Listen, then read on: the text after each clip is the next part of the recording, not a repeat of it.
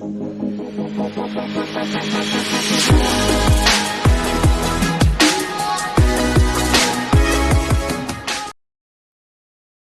People, done with your break. आप लोगों का ब्रेक हो गया। ब्रेक के बाद वापस से आपका स्वागत है करके, ठीक है। तो चलिए, ब्रेक से पहले हमने सिलेबस को लेकर इंट्रोडक्शन पढ़ा था कि आपके सिलेबस में क्या क्या है सीए के लिए, सीएमए के लिए। लेकिन एक बात बताऊं, जो लोग, किसी ने क्वेश्चन पूछा सर हम सीए सीएमए दोनों कर रहे हैं, तो आपके लिए एक ही पढ़ना है, ठीक है। आप जितना पढ़ोगे वो सीए के लिए भी एप्लीकेबल है, सीएमए के लिए भी एप्लीकेबल है। एक और चीज समझना, मैं बहुत बार ऐसे सीए बोल देता हूं तो इसका मतलब सीएमए वाले को बुरा नहीं मानना है, क्या हमारे लिए नहीं बोल रहे, अरे तुम भी तो सीए ही हो, cost accountant and chartered accountant, ठीक है। तो जब कॉस्ट अकाउंटेंट बोलूं या चार्टर्ड अकाउंटेंट बोलूं, एक ही बात है। तो सीए जब भी मैं बोलता हूं, वो जो है वो सीए का मतलब कॉस्ट अकाउंटेंट से भी है एंड तुम्हारा चार्टर्ड अकाउंटेंट से भी है। चलिए अब अपन चलते हैं अपने सब्जेक्ट की तरफ। और सब्जेक्ट की तरफ चलने से पहले मैं आपसे एक चीज पूछना चाहता हूं। मुझे एक बात बताइए, आप लोगों ने पढ़ा होगा कि ये सेक्शन ऐसे लिखते हैं, जैसे सेक्शन 15, उसके पास में 3 लिखा हुआ है, उसके बाद में 5 लिखा हुआ है, उसके बाद में डी लिखा हुआ है। मुझे एक बात बताइए, इसको आप रीड कैसे करोगे? इसको रीड कैसे करेंगे? ये क्या है, मतलब इसको रीड कैसे करेंगे? इसको क्या बोलेंगे? सेक्शन बोलेंगे? इसको क्या बोलेंगे? इसको क्या बोलेंगे? इसको क्या बोलेंगे?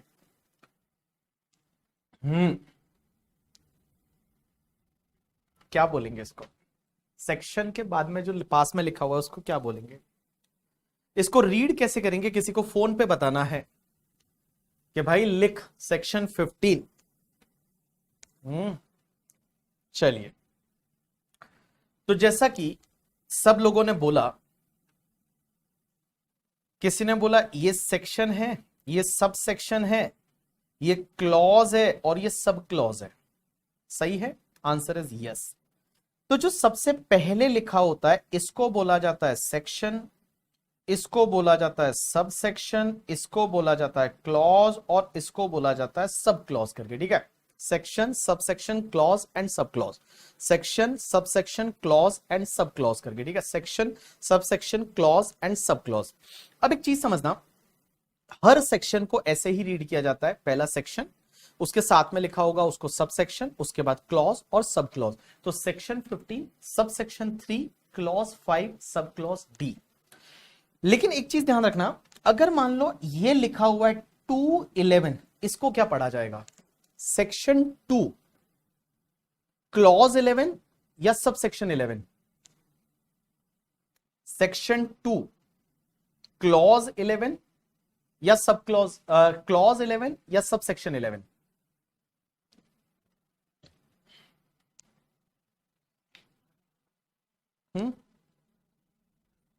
किसी ने बोला, श्रेष्ठा ने, कोई बोल रहा है इसको सब सेक्शन 11 बोला जाएगा, कोई बोल रहा है इसको क्लॉज 11 बोला जाएगा।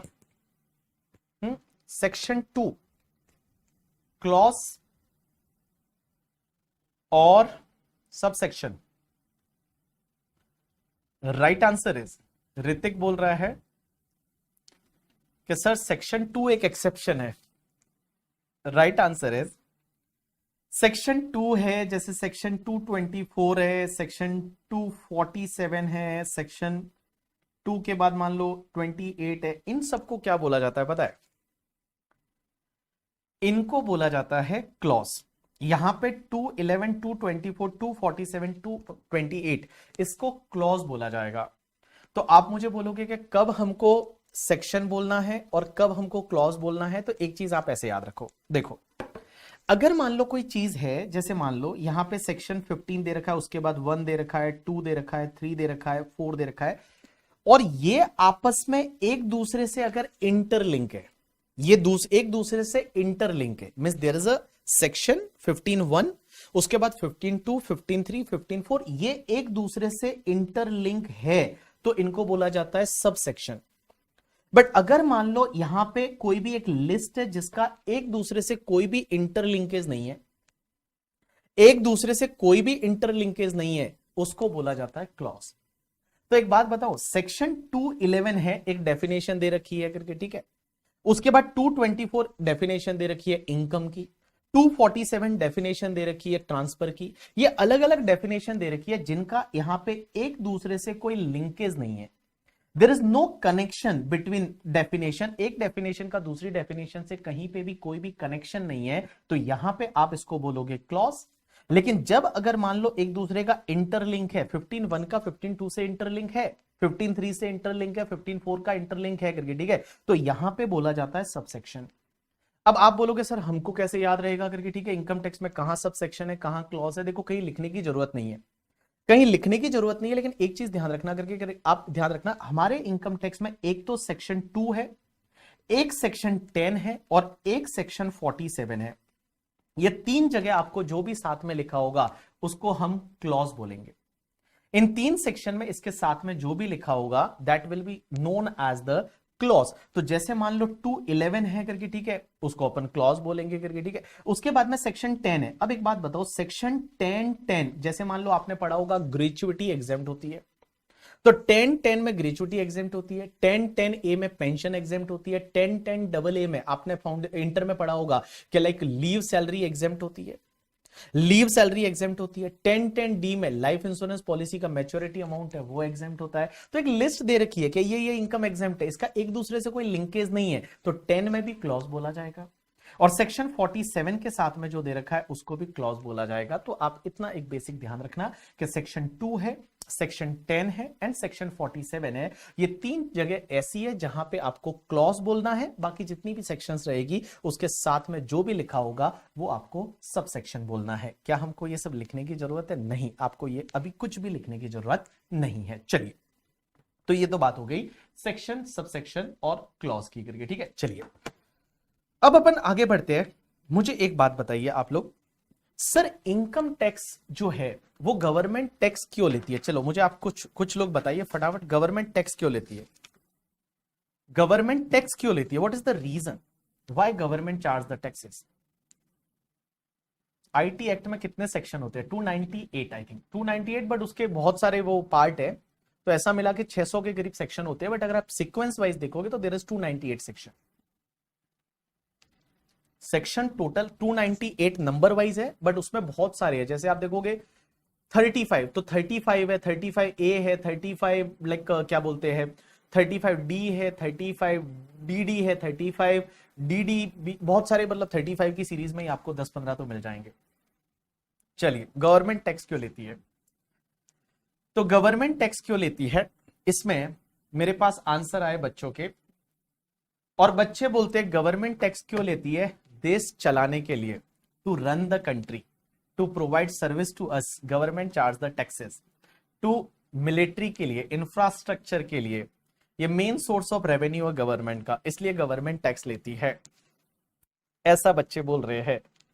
तो कि गवर्नमेंट टैक्स है वो इसके लिए लेती है। मैं बताऊं गवर्नमेंट टैक्स क्यों लेती है? जैसा आप लोगों ने बोला, to run country, miss India को रन करने के लिए, तो टू रन इंडिया, इंडिया को रन करने के लिए, डेवलप करने के लिए, स्मूथली चलाने के लिए गवर्नमेंट टैक्स लेती है। एक बात बताऊं, आपने क्या किया, अपनी गवर्नमेंट को एक रेस्पॉन्सिबिलिटी दे रखी है, और वो रेस्पॉन्सिबिलिटी ये दे रखी है कि आपको इंडिया को रन करना है, इंडिया को आगे लेके जाना है, इंडिया को डेवलप करना है। ये तो अच्छा हुआ किसी ने ये नहीं बोला कि गवर्नमेंट टैक्स क्यों लेती है, क्योंकि जिससे कि इनकम टैक्स का सीए फाइनल में पेपर डाला जा सके। अगर टैक्स नहीं लेती तो हमारा पेपर कैसे होगा? तो सीए बनाने के लिए, पेपर डालने के लिए गवर्नमेंट टैक्स ले रही है। इज इट लाइक दैट करके, ठीक है, आंसर इज नो यार, ऐसा कैसे होगा करके, ठीक है। तो गवर्नमेंट को आपने एक रिस्पॉन्सिबिलिटी दे रखी है, और रिस्पॉन्सिबिलिटी दे रखी है कि भैया इंडिया को रन करना है, डेवलप करना है, उसके लिए क्या चीजों की जरूरत पड़ती है। तो एक बात बताओ, अगर आप किसी को कोई रेस्पॉन्सिबिलिटी देते हो ना कि इंडिया को रन करना है, आगे लेके जाना है, तो गवर्नमेंट को दो चीजों की जरूरत होती है। एक तो चाहिए उनको पावर, और दूसरा उनको चाहिए पैसा। One is the power and one is the पैसा, मतलब मनी। अगर आप कोई रेस्पॉन्सिबिलिटी देते हो किसी को कि चलो आपको ये करना है, तो दो चीजें चाहिए, one is the power and one is the पैसा। अब एक बात बताओ, गवर्नमेंट को पावर कहां पे दे रखी है? तो जितनी भी पावर है ना वो गवर्नमेंट को दे रखी है कॉन्स्टिट्यूशन ऑफ इंडिया में। अगर आप देखेंगे कॉन्स्टिट्यूशन ऑफ इंडिया, और कॉन्स्टिट्यूशन इंडिया ऑफ इंडिया में गवर्नमेंट को पावर दे रखी है कि गवर्नमेंट जो चाहे जैसे चाहे वो डिसीजन ले सकते हैं, जो कॉन्स्टिट्यूशन में उनको पावर दे रखी है लॉ बनाने की पावर, कि कौन से लॉ बना सकते हैं, कैसे बना सकते हैं। आपने ऐसा सुना होगा कि कॉन्स्टिट्यूशन ऑफ इंडिया के आर्टिकल 246 जो 7 शेड्यूल का है, 7 शेड्यूल का आर्टिकल नंबर 246 जो है, वो 246 के 7 शेड्यूल में आपको याद रहेगा थोड़ा बहुत, तो 3 लिस्ट दे रखी है कि इन इन मैटर्स पे गवर्नमेंट लॉ बना सकती है। उसमें आपको पता रहेगा, एक होती है यूनियन लिस्ट करके, एक होती है तुम्हारी स्टेट लिस्ट, और एक होती है तुम्हारी कॉन्करेंट लिस्ट। एक यूनियन लिस्ट, एक स्टेट लिस्ट और एक कॉन्करेंट लिस्ट। यूनियन लिस्ट में जो भी मैटर दे रखे हैं उस पे लॉ बनाने की पावर किसके पास में है? सेंट्रल गवर्नमेंट के पास है, आज की डेट में मोदी सरकार के पास में है। स्टेट लिस्ट में जो भी मैटर दे रखे हैं उस पे लॉ बनाने की पावर किसके पास में? स्टेट गवर्नमेंट के पास में है। और कॉन्करेंट लिस्ट ऐसी है जिसमें दोनों ही लोग है वो लॉ बना सकते हैं, that is the concurrent list. तो देखो, कॉन्स्टिट्यूशन ऑफ इंडिया में पावर दे रखा है। अब आप मुझे बोलोगे कि सर एक बात बताओ, इनकम टैक्स लॉ कब बनाया, किसने बनाया, कैसे बनाया, ये पावर कहां दे रखी है? तो ये पावर कि आपकी इनकम पे टैक्स लेना, टैक्स ऑन इनकम, इनकम पे टैक्स लेने की पावर है, ये दे रखी है एंट्री नंबर 82 ऑफ आपका यूनियन लिस्ट। जो यूनियन लिस्ट है वो यूनियन लिस्ट का एक एंट्री नंबर 82 करके होता है, और 82 में ये पावर सेंट्रल गवर्नमेंट को दे रखी है कि सेंट्रल गवर्नमेंट चाहे तो इनकम पे टैक्स ले सकती है, बट यहां पे उन्होंने दे रखा है other than agriculture income. Agriculture income को आप छोड़ दीजिए, एग्रीकल्चर इनकम को आप छोड़ के और किसी भी इनकम पे टैक्स लेने के लिए लॉ बना सकती है कौन सी गवर्नमेंट? सेंट्रल गवर्नमेंट बना सकती है टैक्स ऑन इनकम पे law other than the agriculture income. आप एग्रीकल्चर इनकम को छोड़ के बाकी किसी भी इनकम पे टैक्स लेना है तो वो एंट्री नंबर 82 यूनियन लिस्ट की पावर देती है हमारी सेंट्रल गवर्नमेंट को कि सेंट्रल गवर्नमेंट है वो लॉ बना सकती है। अब आप मुझे बोलेंगे कि क्या सर इंडिया में एग्रीकल्चर इनकम पे टैक्स नहीं लगता? राइट आंसर इज नहीं लगता। इंडिया में एग्रीकल्चर इनकम सर कितना भी कमाए टैक्स नहीं लगता? आंसर इज नहीं लगता। सर हमने एग्रीकल्चर से मान लो 10 करोड़ कमा लिया तो भी टैक्स नहीं लगता? आंसर इज नहीं लगता। आंसर इज नहीं लगता। एक बात बताओ, आप कितना भी एग्रीकल्चर इनकम कमाइए आपको कुछ भी टैक्स नहीं लगता, आपको 1 रुपया टैक्स पे करने की जरूरत नहीं है, क्योंकि एग्रीकल्चर इनकम पे सेंट्रल गवर्नमेंट है वो टैक्स नहीं ले सकती। लेकिन क्या एग्रीकल्चर इनकम पे हमारी स्टेट गवर्नमेंट टैक्स ले सकती है? Answer is yes. अगर तुम्हारी स्टेट गवर्नमेंट चाहे तो टैक्स ले सकती है, क्योंकि जो स्टेट लिस्ट है उसमें एक एंट्री नंबर 46 होता है। स्टेट लिस्ट है वो स्टेट लिस्ट में एक एंट्री नंबर 46 होता है, और 46 जो एंट्री नंबर है उसमें स्टेट गवर्नमेंट चाहे तो एग्रीकल्चर इनकम पे टैक्स ले सकती है, बट बेटा सेंट्रल गवर्नमेंट एग्रीकल्चर इनकम पे कोई भी टैक्स नहीं ले सकती। अब आप मेरी अगर राय पूछेंगे और मुझे पूछेंगे कि सर आप बताइए एग्रीकल्चर इनकम पे टैक्स लगना चाहिए या नहीं, आपकी क्या राय है? आप क्या चाहते हो कि एग्रीकल्चर इनकम पे टैक्स लगना चाहिए या नहीं लगना चाहिए? चलो पहले आप बता दो, आप लोग बताओ कि व्हाट यू फील कि एग्रीकल्चर इनकम पे टैक्स लगना चाहिए या नहीं लगना चाहिए। आज की डेट में एग्रीकल्चर इनकम पे कोई टैक्स नहीं लगता। बहुत सारे लोग वो पार्शियल इंटीग्रेशन की बात कर रहे हैं कि हम टैक्स कैलकुलेट, अरे वो सिर्फ स्लैब रेट बढ़ता है उस पर टैक्स नहीं लगता करके, स्लैब रेट की वजह से इनडायरेक्ट कोई टैक्स आता है, but that is not agriculture income पे टैक्स नहीं लग सकता। आप बताइए क्या एग्रीकल्चर इनकम पे?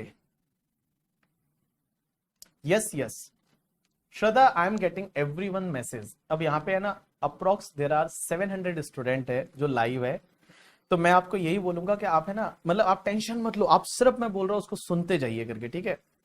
और जो रिलेवेंट मेरे को लगेगा message I will surely reply जब मुझे लगेगा तब। लगना चाहिए या नहीं? खुशी बोल रही है कि इफ कॉर्पोरेट है तो लगना चाहिए। क्या बोलते हैं पंजाब वाले यूपी वाले बहुत पैसा चापते हैं सर एग्रीकल्चर के नाम पे।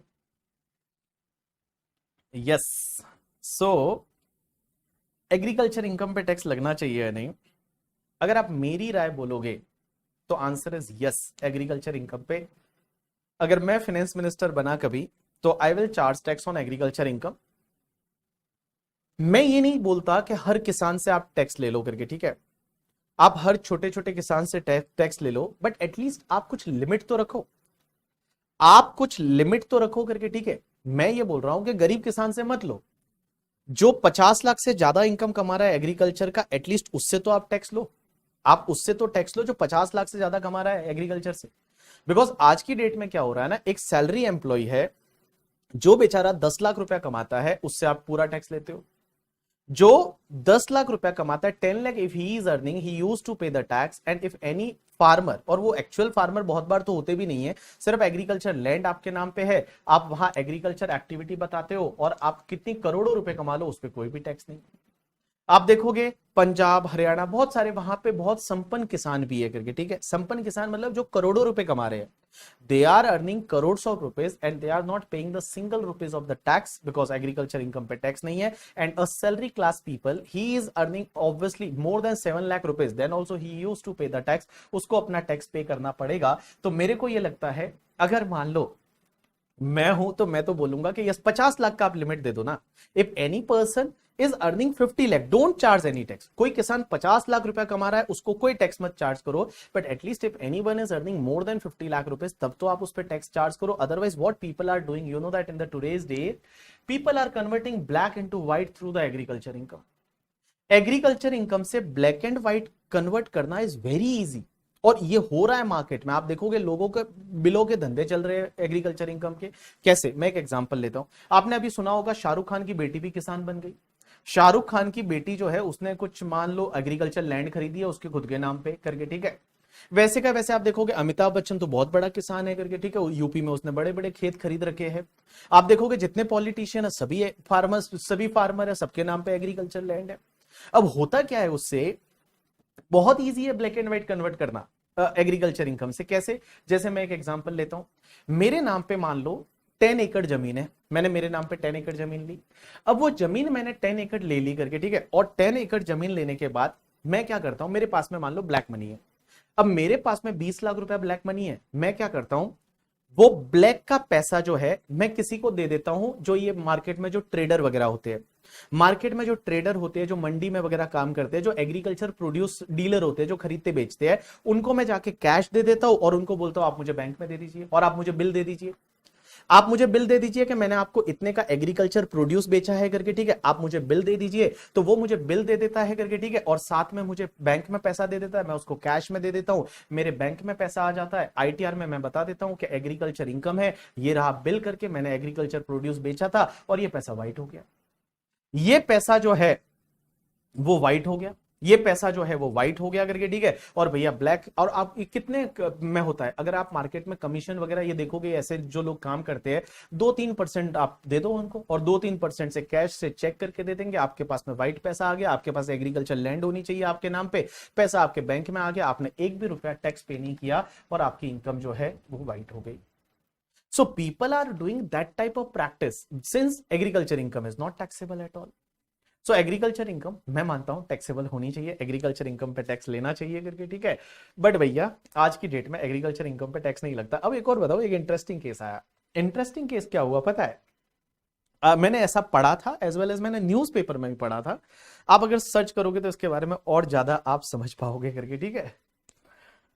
हाँ, अब एक बात बताओ, लाइक क्या होता है ना, एक ऐसे ही किया एक बंदे ने, उसके नाम पे एग्रीकल्चर लैंड थी, और एग्रीकल्चर लैंड जो है स्पर्श एग्रीकल्चर लैंड थी, स्पर्श इधर देख, हाँ एग्रीकल्चर लैंड थी। उसने क्या किया, ऐसे ही बिल ले लिए, मान लो उसने 50 लाख के बिल ले लिए, 50 लाख बैंक में पैसा ले लिया करके, ठीक है, और भैया उसके बाद में उसने उसको एग्रीकल्चर इनकम बता दिया। असेसमेंट हुआ, और असेसमेंट जब हुआ तो उसको पूछा गया कि तूने ये 50 लाख का एग्रीकल्चर प्रोड्यूस है ये बेचा? तो बोला हाँ। बोला कहां पे ये ग्रो किया था? उसने बोला मेरे खेत में, क्योंकि उसके नाम पे एग्रीकल्चर लैंड थी उसके नाम पे। तो उसने बोला मेरा एग्रीकल्चर लैंड है वहां पे ये ग्रो हुआ था और उसको मैंने बेचा, ये रहा बिल और ये रहा पैसा और ये एग्रीकल्चर इनकम है। तो उसने क्या किया बताया तुमको, जो असेसिंग ऑफिसर है इनकम टैक्स डिपार्टमेंट ने पूछा उसको कि कौन से पीरियड में आपने ये एग्रीकल्चर प्रोड्यूस वहां पे लैंड पे ग्रो किया था, बताओ मुझे। तो उसने बताया कि इस पीरियड से लेके इस पीरियड तक ये एग्रीकल्चर प्रोड्यूस है वो ग्रो हुआ था मेरे खेत में और वही मैंने बेचा।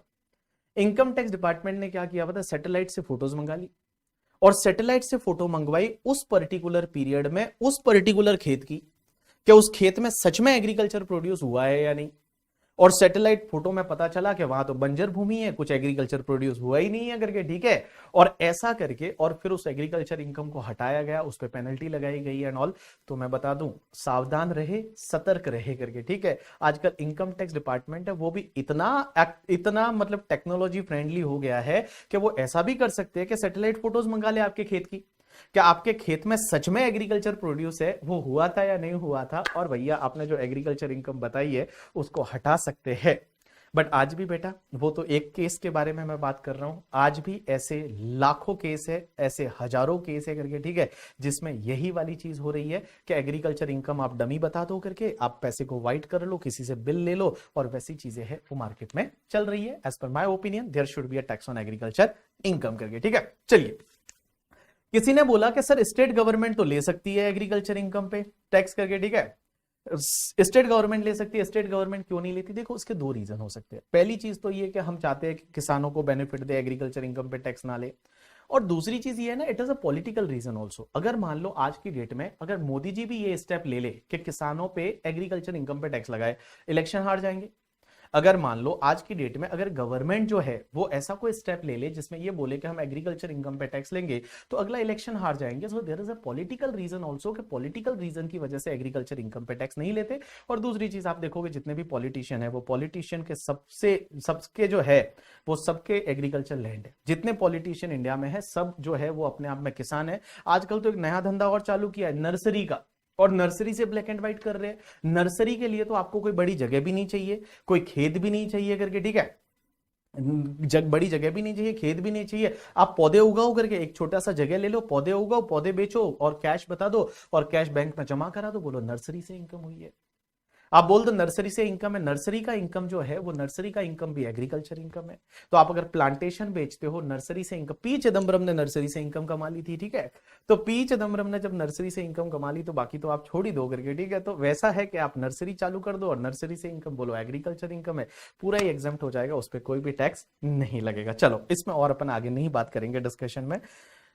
चलिए अब अपन बात कर रहे थे कि इंडिया में टैक्स क्यों लगता है। तो इंडिया में टैक्स लगता है दो रीजन की वजह से, सॉरी, इंडिया में टैक्स क्यों लगता है, क्योंकि आपको कंट्री को रन करना है, आपको कंट्री को डेवलप करना है, और रन करने के लिए, डेवलप करने के लिए दो चीजों की जरूरत चाहिए, एक तो चाहिए पावर और दूसरा चाहिए पैसा।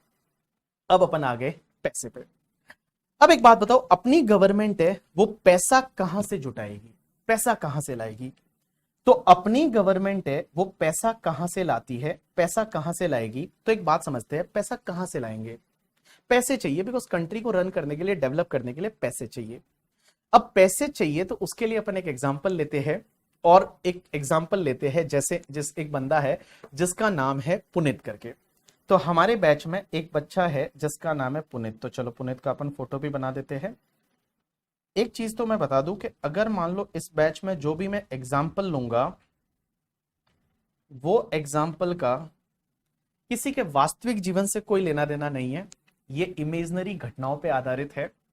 अगर किसी के वास्तविक जीवन से लेना देना है तो वो एक मात्र कोइंसिडेंस हो सकता है, उससे ज्यादा कोई नहीं हो सकता। तो ऐसे सीरियसली ना लेकर के, ठीक है। ये पुनीत है, पुनीत की आर्टिकलशिप चल रही है, पुनीत सुपरस्टार, पुनीत की आर्टिकलशिप चल रही है, अच्छी फॉर्म में पुनीत आर्टिकल कर रहा है। अब एक बात समझना, हुआ क्या कि पुनीत की गर्लफ्रेंड है और पुनीत की जो महिला मित्र है, गर्लफ्रेंड को अपन महिला मित्र बोलेंगे करके, ठीक है। पुनीत की गर्लफ्रेंड है और गर्लफ्रेंड का नाम क्या है वो अपन बाद में देखेंगे। ये गर्लफ्रेंड है, महिला मित्र है करके, ठीक है। और महिला मित्र का अगले महीने बर्थडे है, अगले महीने पुनीत की महिला मित्र का बर्थडे है। मुझे एक बात बताइए, पुनीत की महिला मित्र का अगले महीने बर्थडे है। तो बर्थडे होता है तो क्या होता है ना, आजकल आपको पता रहेगा एक नया कॉन्सेप्ट चल रहा है सरप्राइज देने का। किसी का बर्थडे होता है तो लोग सरप्राइज देते हैं। सुबह मतलब लाइक 7 बजे एक अलग सरप्राइज, फिर 2 घंटे के बाद अलग सरप्राइज, फिर 4 घंटे के बाद अलग सरप्राइज। आजकल तो मैं आपको बताऊं ना क्या क्या झमेले चल रहे हैं, आपको पता ही रहेगा करके, ठीक है। तो महिला मित्र है, महिला मित्र का बर्थडे है, और बर्थडे के लिए इन्होंने सोचा कि इनकी रिलेशनशिप जो है उसको डेवलप करना है। तो डेवलप करना है रिलेशनशिप को, इनकी रिलेशनशिप को रन करना है, तो उसके लिए क्या चीज की जरूरत रहेगी। तो इसने सोचा कि मैं, मेरी गर्लफ्रेंड का, महिला मित्र का बर्थडे है, तो बर्थडे को अपन बहुत ही अच्छे से सेलिब्रेट करें। बहुत अच्छे से पुनित बर्थडे को सेलिब्रेट करना चाहता है, सरप्राइज देना चाहता है उस दिन, सरप्राइज पे सरप्राइज देना चाहता है। तो जब सरप्राइज पे सरप्राइज देना चाहता है तो आप ही बताइए पुनित क्या करेगा। पुनित सोचेगा हमारी रिलेशन को कैसे डेवलप करे। तो इसने सबसे पहले, सीए का बच्चा है, इसने बजट बनाया कि भाई कितना खर्चा होने वाला है उस दिन। तो इसने बजट कैसे बनाया कि सबसे पहले तो इसने सोचा कि चलिए उसके लिए केक लाएंगे, केक का 1000 रहेगा। फिर मूवी देखने और जाएंगे तो मूवी का 1000, और उसके लिए एक वॉच भी गिफ्ट करनी है, उसका और 3000। तो ऐसा मिला के उसने देखा कि उसके पास टोटल 5000 रुपीज है, उतना खर्चा होने वाला है। 5000 रुपीज है, ये उसने बजट बनाया कि 5000 रुपीज है वो खर्च होने वाला है। अब मुझे ये बताइए, ये 5000 रुपीज ये कौन बोल रहा है ओए हो जाएंगे करके, ठीक है, मैं थप्पड़ मार दूंगा, इतना अश्लील बंदा कौन है करके, ठीक है। ओए जाएंगे नहीं जाएंगे वो पुनित डिसाइड करेगा। अब मुझे एक बात बताओ, ये 5000 रुपीज का बजट है, अब ये 5000 पुनित कहां से लाएगा, कहां से फंड करेगा। बर्थडे जो है वो अगले महीने है, तो 5000 कहां से आएगा। तो पुनित ने सोचा कि ये 5000 कहां से आएगा। तो 5000 के लिए सबसे पहले पुनित को पता है कि अगले महीने उसका स्टाइपेंड आने वाला है, आर्टिकलशिप कर रहा है। तो आर्टिकलशिप कर रहा है तो उसमें स्टाइपेंड आने वाला है, स्टाइपेंड उसका मान लो 2500 है। तो 2500, तो ये आर्टिकलशिप कर रहा है, तो आर्टिकलशिप मींस उसका खुद का कुछ बिजनेस है, प्रोफेशन है, उससे आ जाएगा। अब मुझे एक बात बताइए, बाकी वाला 2500 और चाहिए। अब ये 2500 है वो और चाहिए, वो कहां से लाएगा। तो सबसे पहले 2500 कहां से लाएगा बाकी वाला, तो ये अपने पेरेंट्स से मांगेगा, अपने पेरेंट्स के पास में जाएगा, और अपने पेरेंट्स में के पास जाके अपनी मम्मी पापा से जाके बोलेगा कि मम्मी मम्मी, पापा पापा, मेरे किसी फ्रेंड का बर्थडे है, उसको कुछ गिफ्ट देना है। और ऐसा वहां पे महिला मित्र नहीं बोलेगा, उसको गिफ्ट देना है, थोड़ा पैसा दे दो ना करके, ठीक है। अब एक बात बताओ, अपनी मम्मी से पैसा मांगना नहीं पड़ता, मम्मी से आप बोलना बंद कर दो, कुछ खाना खाना बंद कर दो। मम्मी जब भी बोले कि भाई खाना खा लो बेटा, नहीं मुझे भूख नहीं है, 2-3 दिन बोल दो ऐसा भूख नहीं है, तो मम्मी को समझ में आ जाएगा कि आपको चाहिए क्या। तो मम्मी को पता चला कि आपको पैसे चाहिए। अब यार मम्मी को आप ऐसा नहीं बोल सकते मुझे 2500 चाहिए, मम्मी को कहीं हार्ट अटैक ना आ जाए, ठीक है। अपनी मम्मियां जो होती है उनको हार्ट अटैक आ सकता है अगर आप 2500 मांग लो तो मम्मी को आपने बोला कि मुझे 1500 रुपए चाहिए, तो 1500 रुपए आपको मम्मी से मिल गए, पेरेंट्स से मिल गए। और उसके बाद में अगर मान लो यहां पे रिलेशनशिप को डेवलप करना है तो 1000 रुपीज और चाहिए, और वो कहां से लेगा, अपने फ्रेंड से लेगा।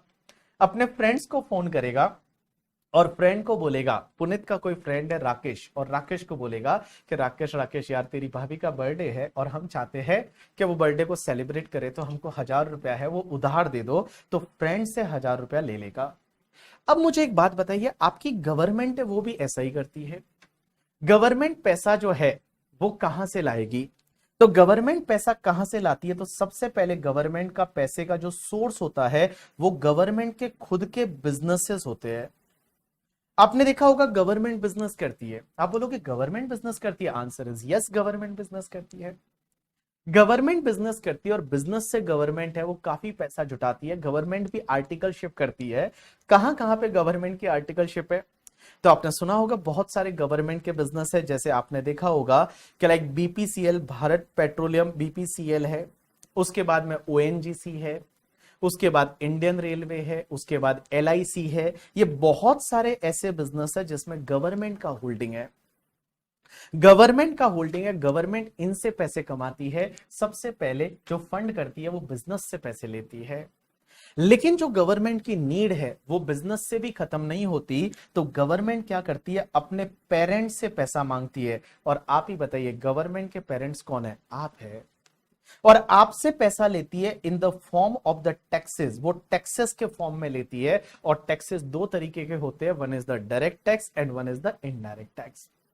One is the direct tax, one is the indirect tax. और अगर पेरेंट से जो टैक्सेस लेते हैं, टैक्सेस से भी अगर गवर्नमेंट का पेट नहीं भरता है, मींस उनकी जो नीड नहीं कंप्लीट होती, तो वो क्या करते हैं, फिर आपने सुना होगा वो लोन लेते हैं। जैसे वर्ल्ड बैंक से लोन लिया, आईएमएफ से लोन ले लिया, आपने ये सुना होगा। तो फिर वो अपने फ्रेंड से लोन लेते हैं, किसी और कंट्री से लोन लेते हैं, और वो लोन लेके और फिर जो है वो नीड है वो कंप्लीट करते हैं और गवर्नमेंट को रन करते हैं करके। ठीक है, चलिए अब अपन बात कर रहे हैं टैक्सेस की। अब अपन आ गए टैक्सेस पे। तो एक बात बताओ, टैक्सेस दो तरह के होते हैं, डायरेक्ट टैक्स, इनडायरेक्ट टैक्स। अब इसके बारे में मैं आपको और ज्यादा नहीं बताऊंगा, डायरेक्ट टैक्स में क्या डिफरेंस है, इनडायरेक्ट टैक्स में क्या डिफरेंस है करके। ठीक है, ये आपने पहले कहीं ना कहीं पढ़ रखा है। अब अपन चलेंगे सीधे डायरेक्ट टैक्स पे।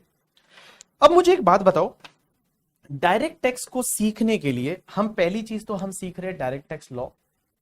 और डायरेक्ट टैक्स को सीखने के लिए आपको किन किन चीजों का नॉलेज होना चाहिए। एक तो आपको नॉलेज होना चाहिए इनकम टैक्स एक्ट 1961 का। उसके बाद आपको नॉलेज होना चाहिए इनकम टैक्स रूल्स 1962 का। और उसके साथ में आपको नॉलेज होना चाहिए फाइनेंस एक्ट 2023 का। ये तीन चीजों का नॉलेज होना चाहिए। और उसके साथ साथ में कुछ सर्कुलर, नोटिफिकेशन, केस लॉज, वो तो है ही है। लेकिन सर एक बात बताइए, ये income tax act 1961, income tax rules 1962, ये क्या है? तो देखिए, income tax act 1961 is basically a captain of this law. ये कैप्टन है, इसमें सब प्रोविजन लिखे हुए हैं, इसमें सब प्रोविजन लिखे हुए हैं करके। ठीक है, इनकम टैक्स एक्ट में कि भैया पर्सन कौन है, टैक्स किसको लगेगा, इनकम जो है वो कैसी है, कौन कौन सी इनकम पे टैक्स लगेगा, असेसमेंट कैसे होगा, वो सब इनकम टैक्स एक्ट में लिखा हुआ है। एक चीज और ध्यान रखना करके, ठीक है, कभी भी लिखते टाइम आप एक्ट में ए हमेशा कैपिटल लिखेंगे। कभी भी आप ये वाला एक्ट नहीं लिखेंगे। अगर आप ये वाला दूसरा वाला ये वाला एक्ट लिखते हैं ना, तो इसमें फिर वो शाहरुख खान वाला एक्ट हो जाएगा। वो वाला एक्ट है वो शाहरुख खान वाला एक्ट हो जाएगा। आप कभी भी वो वाला एक्ट ऐसे ए छोटा नहीं लिखेंगे। जब भी कहीं पे भी आप लिखेंगे, वो एक्ट में ए जो है वो हमेशा आपको कैपिटल लिखना है। और बेटा सी ने एंड टी है वो आप स्मॉल लिख सकते हैं। अब एक बात बताओ, फिर ये इनकम टैक्स रूल्स क्या है? तो देखो, इनकम टैक्स एक्ट जो होता है ना, उसको सपोर्ट करने के लिए इनकम टैक्स रूल्स बनाए जाते हैं। कैसे सपोर्ट करने के लिए? इनकम टैक्स एक्ट जो होता है उसको सपोर्ट करने के लिए इनकम टैक्स रूल्स बनाए जाते हैं। जैसे एग्जांपल के लिए, आपको पता है कंप्यूटर पे डेप्रिसिएशन की रेट क्या है? बोलो बोलो, कंप्यूटर पे डेप्रिसिएशन की रेट का क्या है? बताओ, कंप्यूटेशन पे डेप्रिसिएशन की रेट क्या है? बताओ, कंप्यूटर पे डेप्रिसिएशन की रेट क्या है? कंप्यूटर पे डेप्रिसिएशन की रेट क्या है?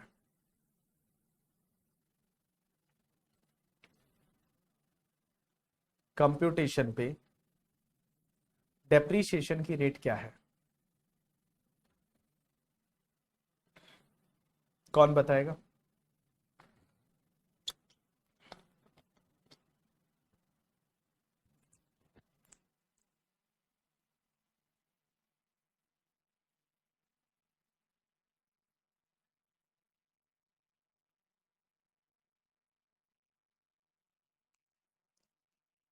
भाई साहब, कंप्यूटर पे डेप्रिसिएशन की रेट में मेरे को जो आंसर मिले ना, मेरे को लगता है कंप्यूटेशन नहीं, कंप्यूटर पे मैं बोल रहा हूं, कंप्यूटर पे। कंप्यूटर पे डेप्रिसिएशन की रेट क्या है? कोई बोलता है 40%, कोई बोलता है 15%। It's 40% in income tax. ये कहां दे रखा है? ये कहां पे दे रखा है कि कंप्यूटर पे डेप्रिसिएशन 40% से मिलेगा? Where it is written? कहां दे रखा है? चलो बताओ मुझे, ये कहां दे रखा है कि कंप्यूटर पे डेप्रिसिएशन की रेट है वो 40%? ये कहां दे रखा है? एनीवन बताइए, ये कहां दे रखा है कि कंप्यूटर पे डेप्रिसिएशन की रेट 40%? ये कहां दे रखा है? किसी ने बोला कि सर ये इनकम टैक्स एक्ट में दे रखा है, सेक्शन 32 में। सर ये इनकम टैक्स एक्ट में दे रखा है सेक्शन 32 में।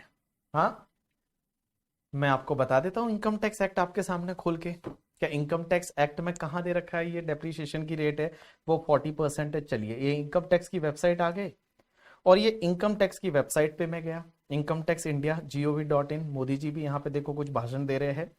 और इनकम टैक्स एक्ट में जाता हूं, इनकम टैक्स एक्ट 1961 और उसकी सेक्शन नंबर 32। लोगों ने बोला 32 में दे रखा, लो ये 32 पे आ गया। और सेक्शन 32 डेप्रीशिएशन से रिलेटेड है, बिल्कुल डेप्रीशिएशन से रिलेटेड है। यहां पे इन्होंने बोला हुआ है डेप्रीशिएशन इन इन असेट्स पे अलाउ होगा। इस पूरी सेक्शन में कहीं पे भी रेट नहीं दे रखा, कहीं पे भी रेट नहीं दे रखा करके, ठीक है। यहां पे कहीं पे भी रेट नहीं दे रखा कि भाई डेप्रीशिएशन की रेट 40% है। कहां दे रखा? इनकम टैक्स एक्ट में तो नहीं दे रखा। सेक्शन 32 मैंने आपको बता दी, ये सेक्शन 32 आपको दे रखी है, ये सेक्शन 32 आपके सामने है। कहां दे रखा है? यहां डेप्रीशिएशन की रेट 40% है। एक बात बताऊं, वो कहां दे रखा है? वो दे रखा है इनकम टैक्स रूल्स में। इनकम टैक्स रूल्स में दे रखा है रूल नंबर 5 सब रूल नंबर 2 करके बहुत सारे लोग लिख रहे हैं, वो रूल्स में दे रखा है। आप बोलोगे एक्ट में तो क्या लिखा हुआ है पता है? एक्ट में लिखा हुआ है एज मे बी प्रिस्क्राइब्ड।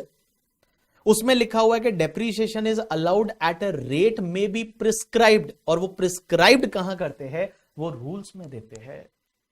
एक बात बताओ, वो रूल्स में करते हैं देते हैं करके, ठीक है, रूल्स में देते हैं। जैसे मान लो यहां पे देखिए क्या लिखा हुआ है कि डेप्रीशिएशन बिल्डिंग पे मिलेगा, machinery plant furniture tangible asset intangible asset पे मिलेगा करके, ठीक है। और यहां पे क्या दे रखा है? In the case of any block of asset such percentage on the written down value WDV as may be prescribed.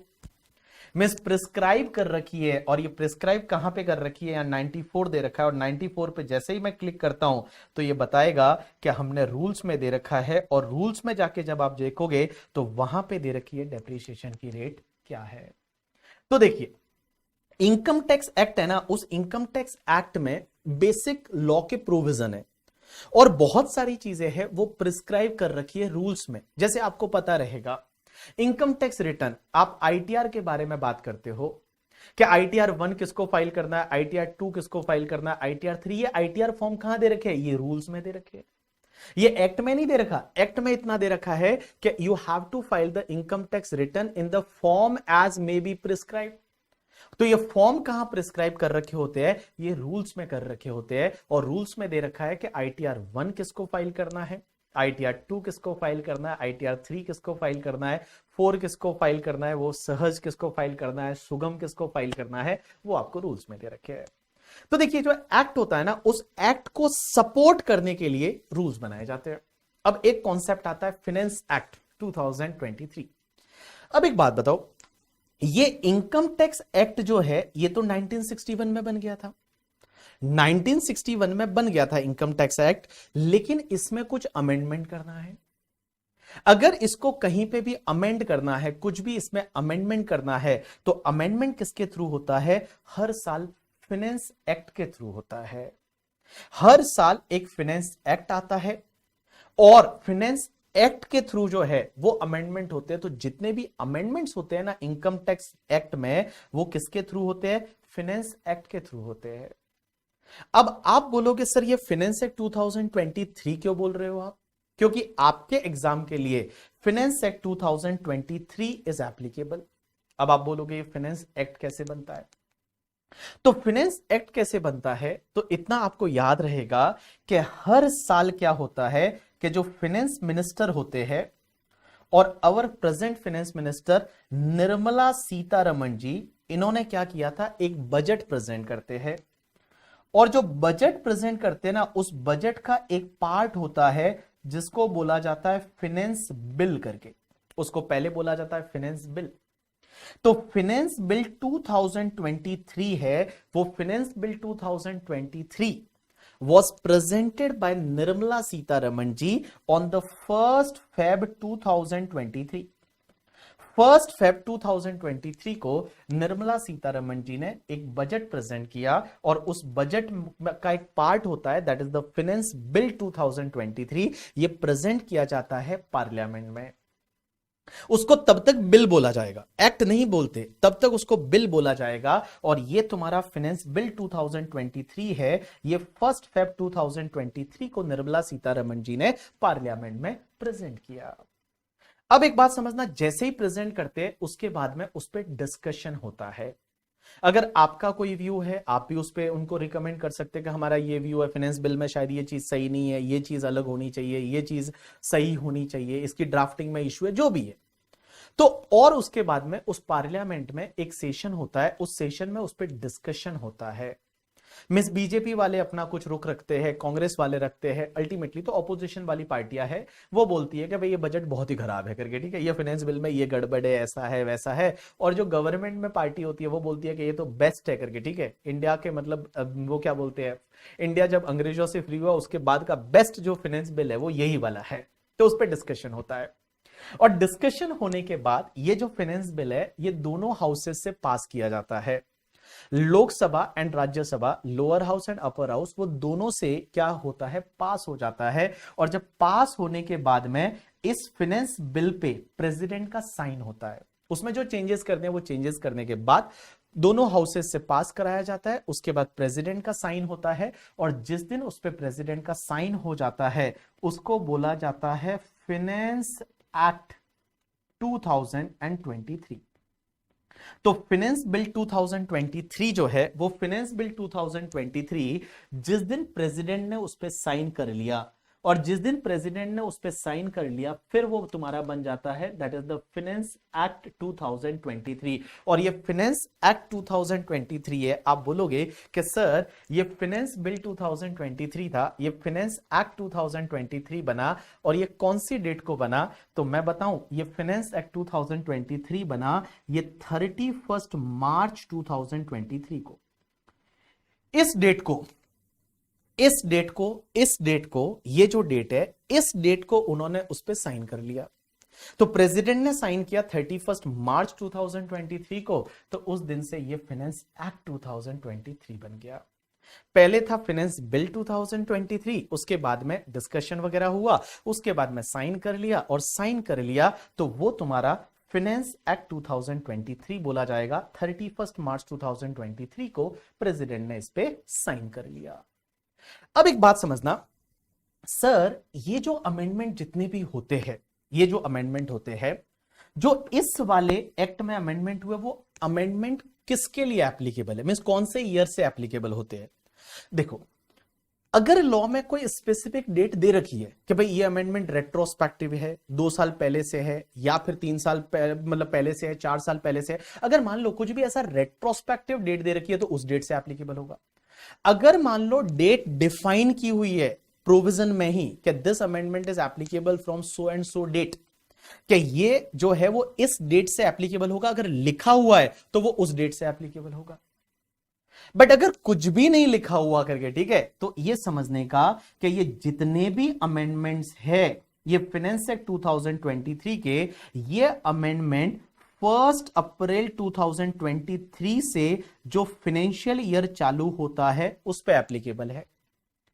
इसका मतलब यह हुआ कि तुम्हारा जो फाइनेंशियल ईयर 23-24 रहेगा उस पे ये एप्लीकेबल है। और इसको मैं ऐसा बोल सकता हूं, फाइनेंशियल ईयर को प्रीवियस ईयर 23-24 है उस पे ये एप्लीकेबल है, या फिर मैं ऐसा बोल सकता हूं असेसमेंट ईयर 24-25 के लिए ये एप्लीकेबल है।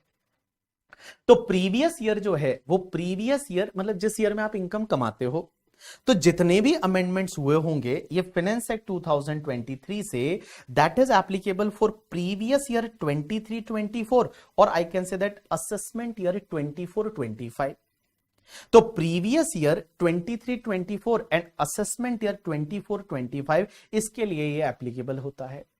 एक बात बताओ, जब भी आप कोई भी सेक्शन देखोगे ना, तो वहां पे कभी भी प्रीवियस ईयर का जिक्र नहीं होता, वहां कहीं भी प्रीवियस ईयर का जिक्र नहीं होता, वहां हमेशा असेसमेंट ईयर का जिक्र होता है। तो जब भी मैं आपको पढ़ाऊंगा, और पढ़ाते टाइम मैंने आपको यह बोल दिया कि this amendment is applicable from 1 अप्रैल 2024, इसका मतलब ये असेसमेंट ईयर की बात कर रहा हूं, असेसमेंट ईयर 24-25, इसका मतलब प्रीवियस ईयर 23-24। और 23-24 में जो भी आप इनकम अर्न करोगे उस पे ये अमेंडमेंट एप्लीकेबल है। तो मैं बोलते टाइम मैंने बहुत बुक में तो बहुत क्लियरली लिखा है कि this is applicable from which assessment year. तो हमेशा हम लॉ में जब बात करेंगे तो असेसमेंट ईयर वाइज बात करेंगे कि ये असेसमेंट ईयर 24-25 से एप्लीकेबल, क्योंकि आप रिटर्न तो असेसमेंट ईयर में भरोगे। आप प्रीवियस ईयर में इनकम को कमा लेते हो और उस पे जो टैक्स भरना है, आपको अपना रिटर्न भरना है, वो आपको असेसमेंट ईयर में भरना है। तो जितने भी अमेंडमेंट होते हैं नॉर्मली हम लिखते टाइम उसको बोलते हैं assessment year wise, that is assessment year 24-25 से। तो जो भी तुम्हारा ये बजट आया था, फिर उसका फाइनेंस एक्ट बन गया और वो फाइनेंस एक्ट 2023 है, that is applicable from the 1 अप्रैल 2024। इसका मतलब असेसमेंट ईयर 24-25, या आप ऐसा बोल सकते हो प्रीवियस ईयर 23-24। अब आप बोलोगे ये प्रीवियस ईयर असेसमेंट ईयर क्या होता है? तो देखो मैं आपको बोलूं, प्रीवियस ईयर बेसिकली वो वाला ईयर होता है जिस ईयर में आप इनकम कमाते हो। जिस ईयर में आप इनकम कमाते हो उस ईयर को बोला जाता है प्रीवियस ईयर।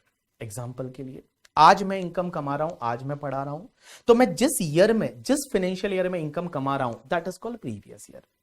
तो आपके एग्जाम के लिए previous year is 23-24।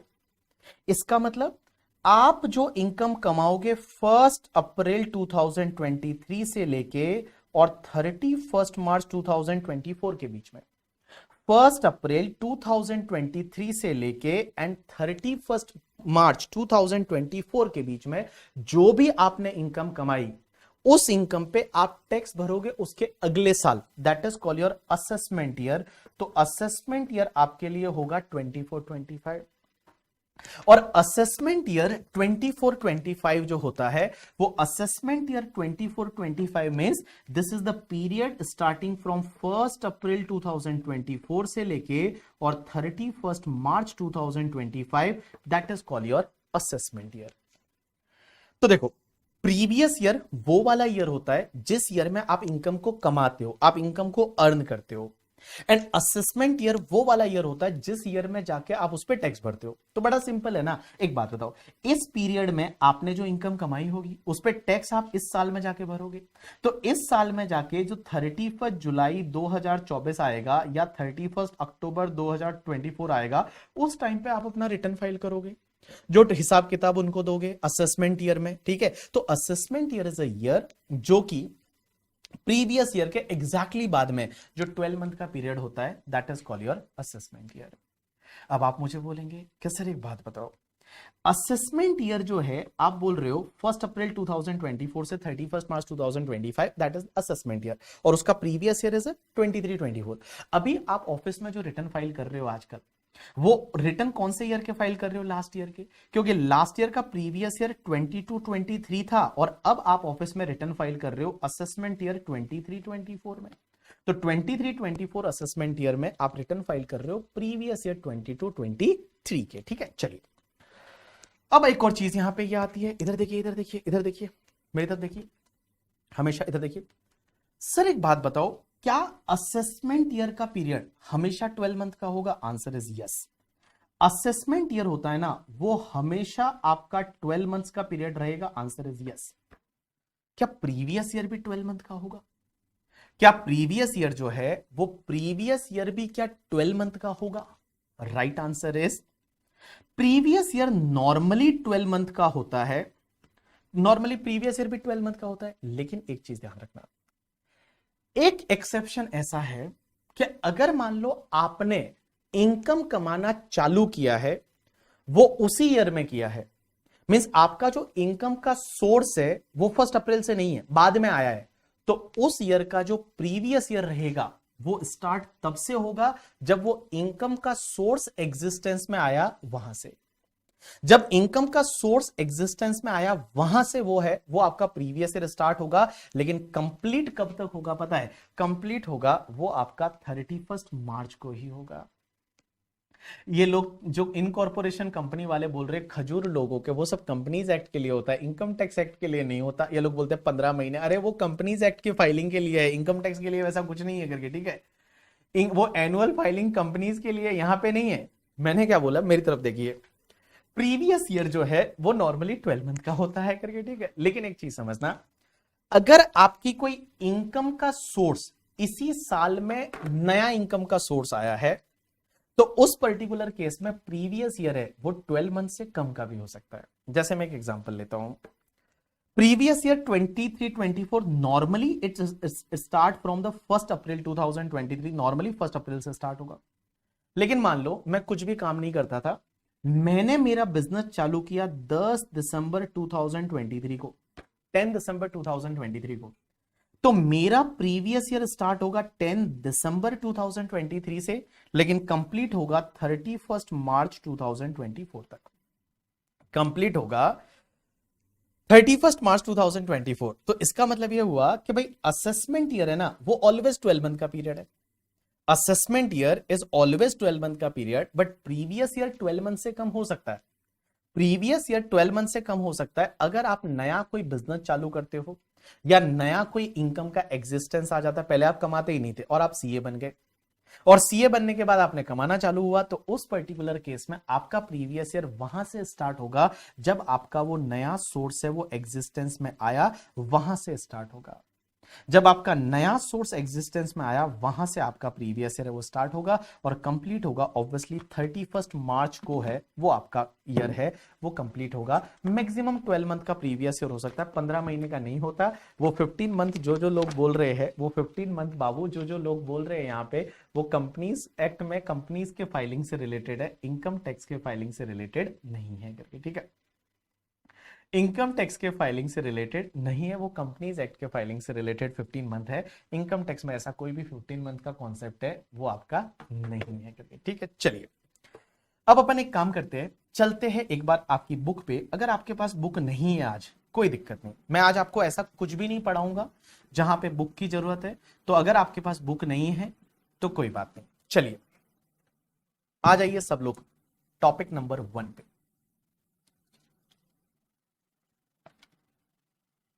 Yes yes, आपकी एक्टिविटी चालू, किसी ने बोला सर मान लो 10 दिसंबर से बिजनेस चालू हुआ, लॉस हुआ, तो भी क्या प्रीवियस ईयर 10 दिसंबर से चालू होगा? आंसर इज यस, 10 दिसंबर से चालू होगा। बुक्स ऑलरेडी हम डिस्पैच कर चुके हैं, मोस्टली आपको परसों तक मिल ही जाएगी, और अब अगला लेक्चर मंडे को रहेगा, तो don't worry about that, Monday तक आपके पास बुक्स आ जाएगी, ठीक है। चलिए तो अपन, ऋतिक कोई बोल रहा है sir company calendar year follow करती है, तो भी आपका previous year and assessment year जो है वो आपका हमेशा फाइनेंशियल ईयर ही रहेगा। Financial year is a previous year और असेसमेंट ईयर। चलिए तो देखिए मैंने आपको बेसिक टॉपिक दे रखा है कॉम्पैक्ट में सबसे पहले, और यहां पे क्या दे रखा है, entry number 82 of the union list that is the list number 1 of the 7th schedule to the article 246 of the constitution of India। तो कॉन्स्टिट्यूशन ऑफ इंडिया में बहुत सारे आर्टिकल है, उस आर्टिकल का 246 का जो 7th शेड्यूल है उसका एंट्री नंबर 82 ये पावर देता है, has given the power to central government to make the laws on income tax other than agriculture income, and entry number 46 of the state list gives power to state government to make law on the tax on the agriculture income। अब एक बात समझना, income tax law में आपको किन किन चीजों का नॉलेज होना चाहिए करके, ठीक है। देखिए इनकम टैक्स लॉ में इनकम टैक्स एक्ट 1961 ये बेसिकली आपका कैप्टन है रोहित शर्मा, अभी रोहित शर्मा है, ठीक है। Rohit Sharma is the captain of the law. It is the main source of income tax law. It provides the determination of total income, total income कैसे निकालना है वो दे रखा होगा इसमें, टैक्स लाइबिलिटी कैसे निकालना है, प्रोसीजर ऑफ असेसमेंट कैसे रहेगा वो इसमें दे रखा है, and it is applicable to whole of India with effect from the 1 April 1962। 1 April 1962 से ये पूरे इंडिया पे एप्लीकेबल है। क्या सर ये जम्मू कश्मीर पे भी एप्लीकेबल है? आंसर इज यस, ये जम्मू कश्मीर पे भी एप्लीकेबल है। तो जम्मू कश्मीर में अगर आप इनकम कमाओ या किसी और पार्ट ऑफ इंडिया में अगर आप इनकम कमाओ, सब जगह इनकम टैक्स एक्ट एप्लीकेबल है, आपको टैक्स तो पे करना रहेगा। दूसरा, इनकम टैक्स रूल क्या होता है? तो income tax rule, income tax act empower central board of direct tax, CBDT को ये एम्पावर करते हैं। अब आप बोलोगे सीबीडीटी क्या होता है, मैं आगे जाके आपको जब मैं इनकम टैक्स अथॉरिटी पढ़ाऊंगा ना, वहां पे मैं आप सीबीडीटी के बारे में आपको सिखाने वाला हूं। To make the rule, CBDT के पास पावर है, ये रूल्स बनाते हैं। ऑल फॉर्म, जितने भी फॉर्म्स है, प्रोसीजर है, डेप्रीशिएशन रेट्स है, principle of valuation of perquisite है, ये सब रूल्स में प्रोवाइड कर रखे हैं। उसके बाद annual finance act, every year finance act आता है। Every year the finance minister present a finance bill in the parliament which contains various amendment propose to be made in the direct tax and indirect tax law. तो normally direct tax और indirect tax के जैसे custom के amendment है, GST के amendment है, ये custom है, जीएसटी है, वो सबके जो अमेंडमेंट है वो अमेंडमेंट फाइनेंस एक्ट के थ्रू आते हैं। Finance bill 2023 presented by Nirmala Sitharaman ji on the 1st Feb 2023, and as soon as bill passed by both the houses of the parliament and thereafter receive the assent of the president, it becomes the finance act। वो उस दिन से finance act बन जाता है। Finance bill 2023 became the finance act 2023 on 31st March 2023 after receive the assent of the president। अब एक बात समझना, एक कॉन्सेप्ट आता है सर्कुलर एंड नोटिफिकेशन। अब आप बोलोगे ये सर्कुलर एंड नोटिफिकेशन क्या होते हैं बाय द सीबीडीटी? एक होता है सर्कुलर और एक होता है नोटिफिकेशन। सर फाइनेंस एक्ट में अमेंडमेंट कौन कौन से एक्ट से रिलेटेड हो सकते हैं? बहुत सारे एक्ट से रिलेटेड होते हैं। अगर आप फाइनेंस एक्ट देखोगे, कोई मुझे बताइए सर्कुलर और नोटिफिकेशन क्या होता है, मुझे बताइए। कभी भी आप फाइनेंस एक्ट देखोगे तो फाइनेंस एक्ट में, फाइनेंस बिल जैसे मैं आपको बता रहा हूं 2023 वाला, उसमें दे रखा कौन कौन से एक्ट में चेंजेस है। तो जैसे सबसे पहले इनकम टैक्स में ये चेंजेस है करके, ठीक है। इनकम टैक्स एक्ट के बाद में उनको दूसरे एक्ट में चेंज, जैसे इनडायरेक्ट टैक्सेस में कस्टम में ये चेंज है, कस्टम टैरिफ में ये चेंज है, उसके बाद सेंट्रल जीएसटी वाला जो है उसमें ये चेंज है करके, ठीक है। मिसलेनियस में कोई दूसरे वाले एक्ट है उसमें जो चेंजेस करना है वो ये यहां से करते हैं। चलिए मुझे बताइए कि सर सर्कुलर और नोटिफिकेशन में क्या फर्क है? Circular and notification.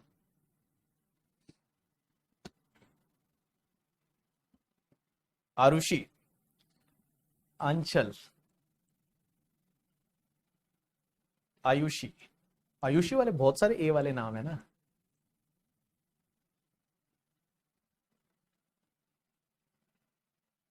मई नवंबर 2024 के लिए फाइनेंस एक्ट 2023 इज एप्लीकेबल। चलो, किसी ने बोला circular and notification, notification is related to something new change while circular are for clarification in the law।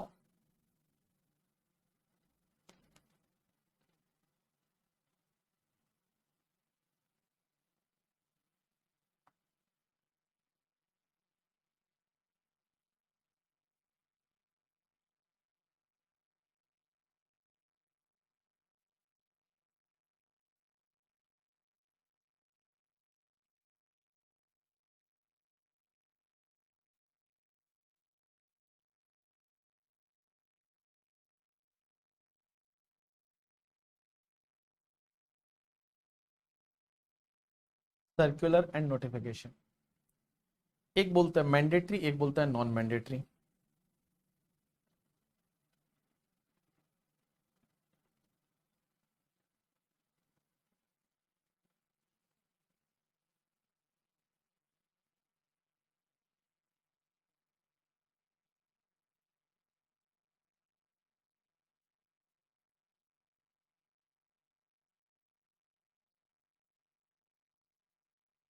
Circular and notification,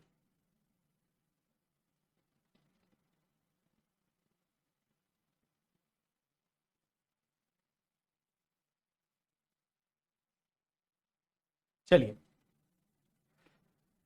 बहुत बढ़िया, बहुत बढ़िया, बहुत सारे लोगों ने आंसर किया। Very good, I am so happy that आपने आंसर किया और सही आंसर किया। देखो, एक तो होता है सर्कुलर और एक होता है नोटिफिकेशन। सर्कुलर का मतलब क्या होता है बताए?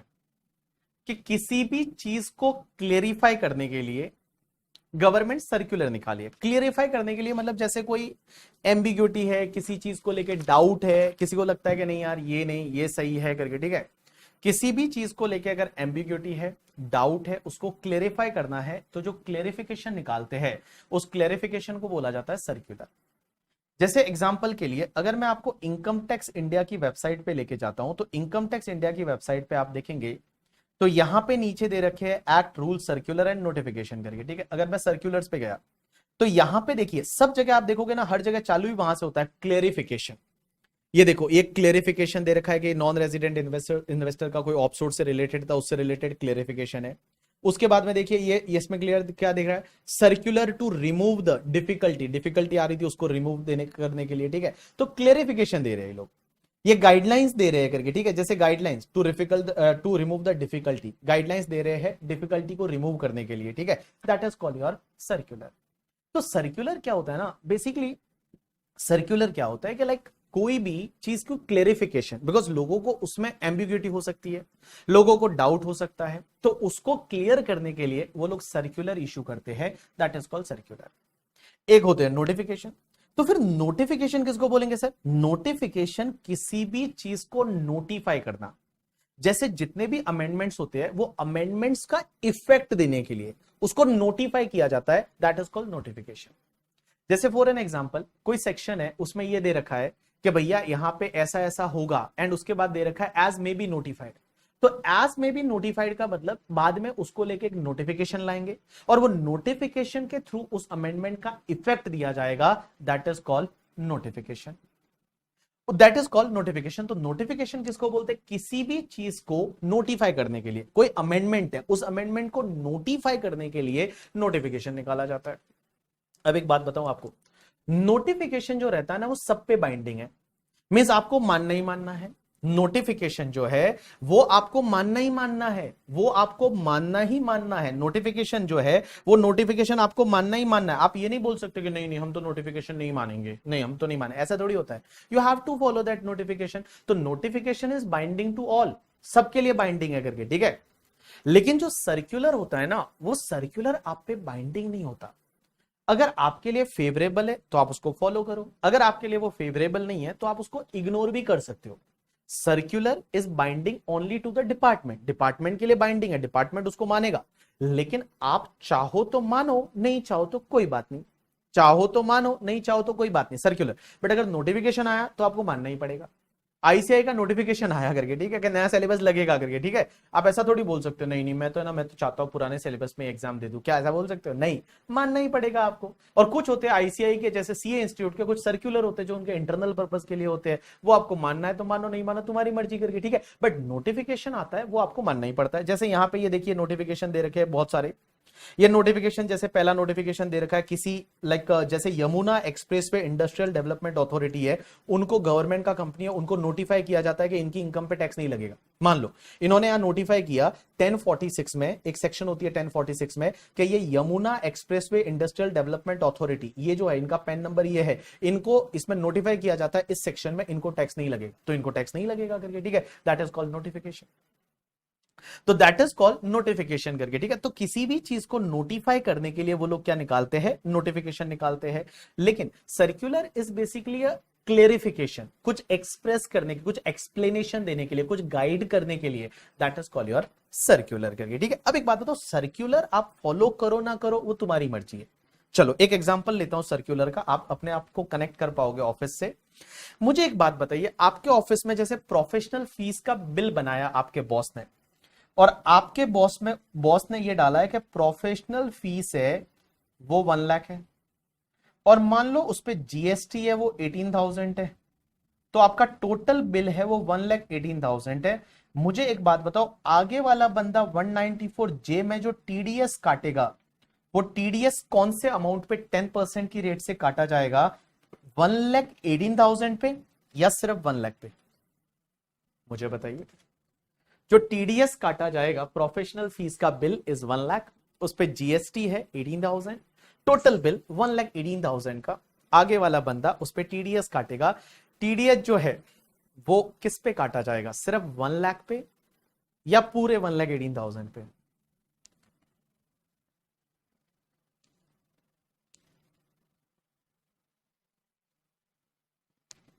रिद्धि मैं बता रहा हूं, रुकना।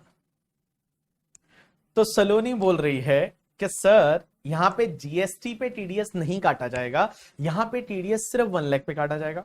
ये जो 1 लाख है, इस 1 लाख पे टीडीएस है वो 10% की रेट से काटा जाता है। नॉर्मली आपको पता रहेगा 10,000 टीडीएस काट के और आपके बॉस को 1,08,000 का पेमेंट किया जाता है। लेकिन मान लो अगर उसने टीडीएस पूरे 1,18,000 पे काट लिया, पूरे 1,18,000 पे 10% की रेट से 11,800 टीडीएस काट लिया, तो क्या ये गलत है? क्या ये गलत है? अगर 1 लाख पूरा उसने टीडीएस काट लिया, क्या फर्क पड़ता है?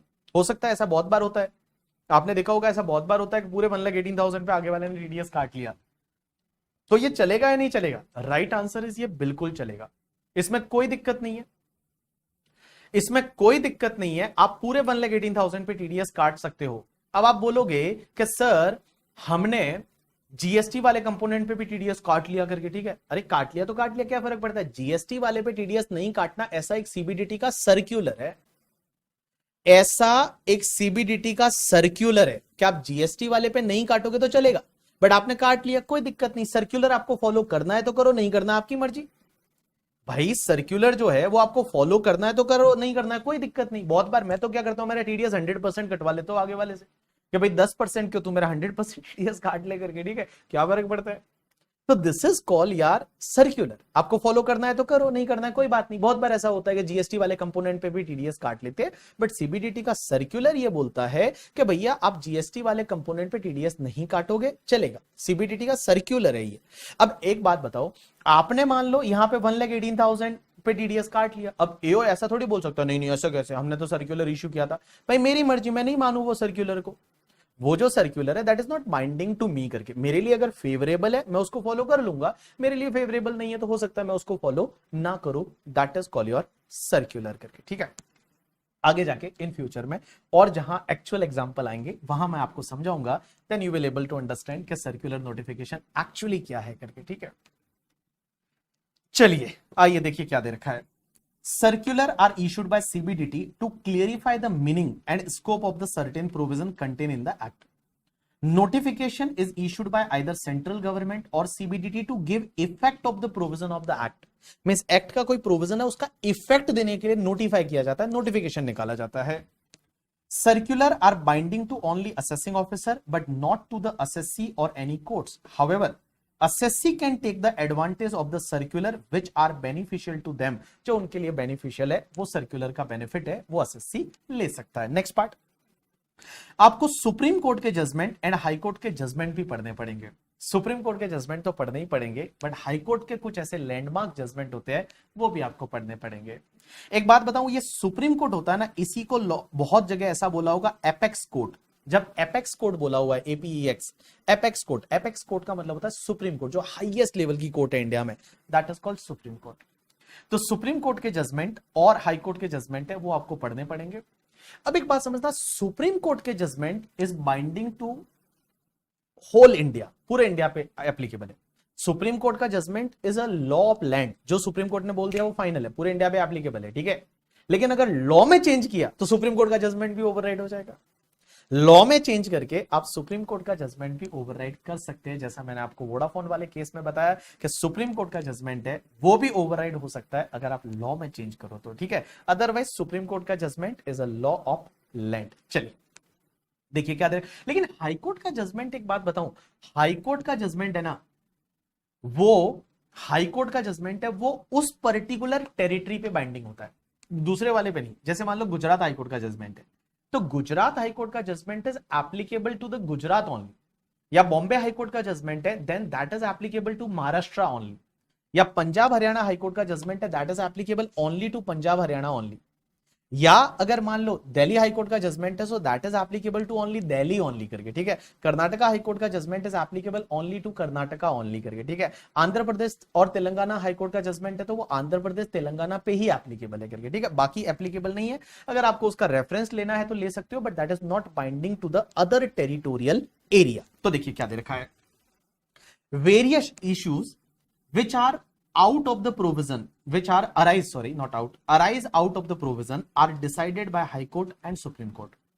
The Supreme Court is an apex court and the law laid down by the Supreme Court is the law of the land.